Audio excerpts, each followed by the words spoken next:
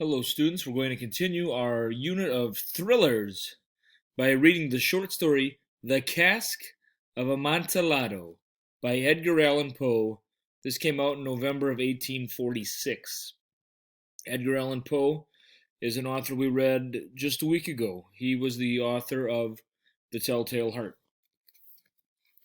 So much like the other two readings we've done, Monkey's Paw and Telltale Heart, I will pause at times to go over some things. Now, this one does not have the luxury of the footnotes with the vocabulary, but I will try to define some words that potentially could be difficult for you. So, right now, you should have your copy out, The Cask of Amontillado, and you should be following along as I read. Fortunato had hurt me 1,000 times, and I had suffered quietly. But then I learned that he had laughed at my proud name, Montresor, the name of an old and honored family. I promised myself that I would make him pay for this, that I would have revenge. You must not suppose, however, that I spoke of this to anyone. I would make him pay, yes, but I would act only with the greatest care. I would not suffer as a result of taking my revenge. A wrong is not made right in that matter. And also the wrong would not be made right unless Fortunato knew that he was paying and knew who was forcing him to pay. I gave Fortunato no cause to doubt me. I continued to smile in his face, and he did not understand that I was now smiling at the thought of what I had planned for him, at the thought of my revenge. Fortunato was a strong man, a man to be feared, but he had one great weakness. He liked to drink good wine, and indeed, he drank much of it. So he knew a lot about fine wines, and proudly believed that he was a trained judge of them. I, too, knew old wines well, and I bought the best I could find. And wine, I thought, wine would give me my revenge. So let's pause and summarize quickly. So we have two characters so far, Fortunato and Montresor. Montresor is planning revenge against Fortunato. Why? Well, as the first page said, Fortunato laughed at his name, Montresor. This was dishonoring to Montresor. He felt like his whole family had been mocked and made fun of by Fortunato, and he's going to get his revenge. How is he going to get his revenge? Well, Fortunato has a drinking problem, and he is going to try to exploit this drinking problem to get his revenge. Let's see what happens. It was almost dark one evening in the spring when I met Fortunato in the street, alone. The man wore motley. He had on a tight-fitting, party-striped outfit, and his head was adorned with a conical cap and bells. He spoke to me more warmly than was usual, for already he had drunk more wine than was good for him. I acted pleased to see him and shook his hand, as if he had been my closest friend. Fortunato, how are you? Montresor, good evening, my friend. My dear Fortunato, I am indeed glad that I have met you. I was just thinking of you, for I have been tasting my new wine. I have bought a full cask of a fine wine, which they tell me is Amontillado. But Amontillado? Quite impossible. And in the middle of the carnival? I have my doubts. I know it does not seem possible, as I could not find you. I was just going to talk to Lucrezi. If anyone understands wines, it is Lucrezi. He will tell me. Lucrezi! He does not know one wine from another. But they say he knows as much about wines as you. Ha! Come, let us go. Go where? To your vaults, to taste the wine. No, my friend, no. I can see that you are not well, and the vaults are cold and wet. I do not care. Let us go. I am well enough. The cold is nothing. Amontillado, someone is playing games with you, and Lucrezi, ha! Lucrezi knows nothing about wines. Nothing at all. So let's pause. So Fortunato and Montresor have a little back and forth here. And Montresor claims to Fortunato, hey, I've got this great wine. Amontillado.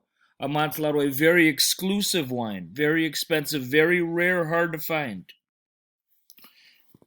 And does Fortunato believe him? No. He says, no, it can't be. You don't, in the middle of here? No way. You don't have Amontillado. So then, what trick does Montresor use? He says, oh, okay, well, oh, don't you worry, Fortunato. I'm going to go talk to Lucrezi. If anyone knows good wines, it's Lucrezi. So he's playing a game like, oh, well, it's okay, Fortunato. I'll just go to somebody else to confirm that it's Amontillado. Fortunato replies with Lucrezi. He doesn't know anything about wines. I'm the master. I know the most. I'll be the one to prove it to you. So there's some psychological games being played here by Montresor, where he's pretending to have concern for Fortunato, but he really doesn't. Let's continue reading. As he spoke, Fortunato took my arm, and I allowed him to hurry me to my great stone palace, where my family, the Montresors, had lived for centuries. There was no one at home. I had told the servants that they must not leave the palace, as I would not return until the following morning, and they must care for the place. This, I knew, was enough to make it certain that they would all leave as soon as my back was turned. I took down from their places on the wall 2 brightly burning lights. I gave one of those to Fortunato, and I led him to a wide doorway. There we could see the stone steps going down into the darkness. Nitre? He asked at length. Nitre? I replied. How long have you had that cough? My poor friend found it impossible to reply for many minutes. It is nothing, he said at last. Come, I said with decision. We will go back. Your health is precious. You are rich, respected, admired, beloved. You are happy, as once I was. You are a man to be missed. For me it is no matter. We will go back. You will be ill, and I cannot be responsible. Besides, there is Lucrezi. Enough, he said. The cough's a mere nothing. It will not kill me. I shall not die of a cough. True, I replied. And indeed, I had no intention of alarming you unnecessarily, but you should use all proper caution. Here, Fortunato, drink some of this Medoc. It will help to keep us warm. Drink. Thank you, my friend. I drink to the dead who lie sleeping around us. And I, Fortunato, I drink to your long life. Ah, a very fine wine indeed. But the Amontillado, it is farther on. Come. We walked on for some time. We were now under the river's bed, and water fell in drops upon us from above. Deeper into the ground we went, past still more bones. Your vaults are many and large. There seems to be no end to them. We are a great family, and an old one. It is not far now, but I can see you are trembling with the cold. Come, let us go back before it is too late. It is nothing. Let us go on. But first, another drink of your Medoc. I took up from among the bones another bottle.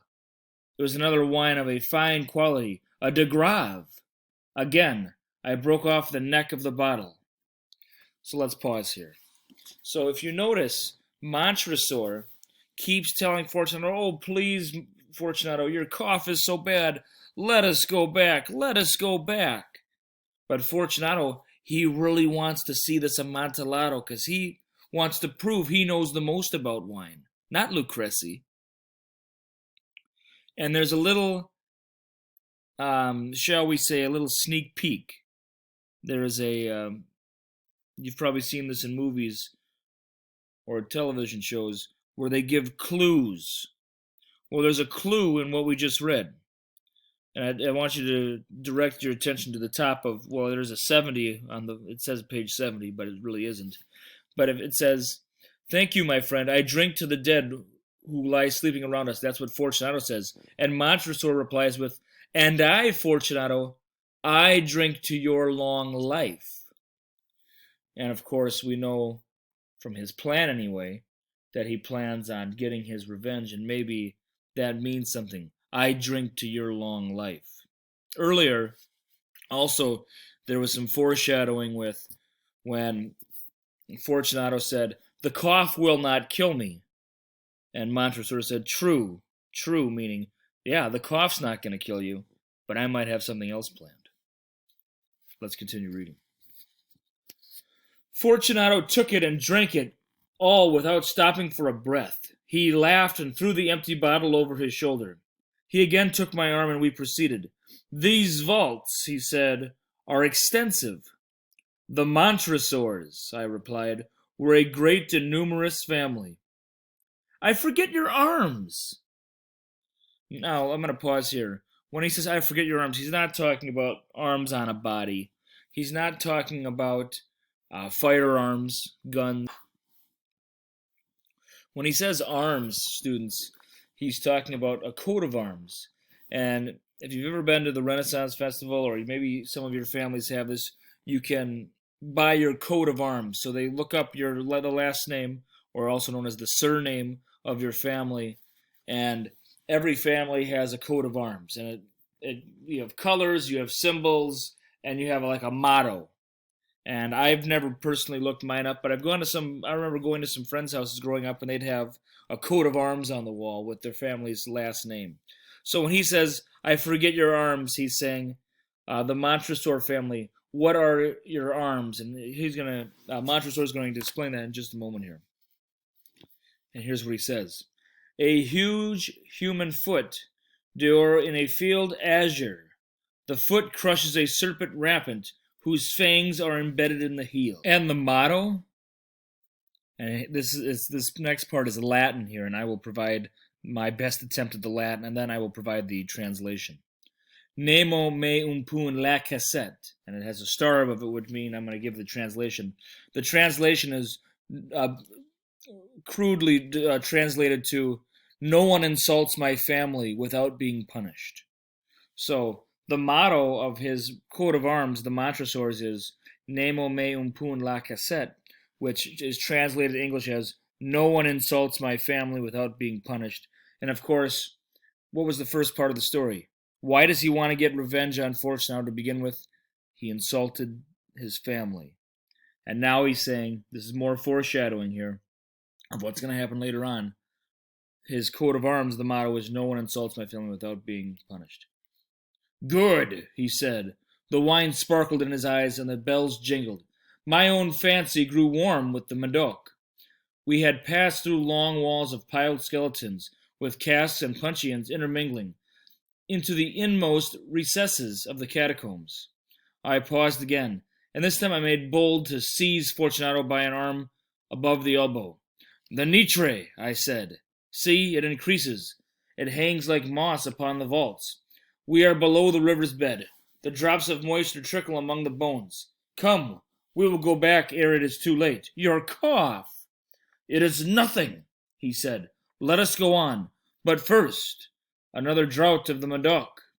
I broke and reached him a flagon of de Grave. He emptied it at a breath. His eyes flashed with a fierce light. He laughed and threw the bottle upwards with a gesticulation I did not understand. I looked at him in surprise. He repeated the movement, a grotesque one. "You do not comprehend?" he said.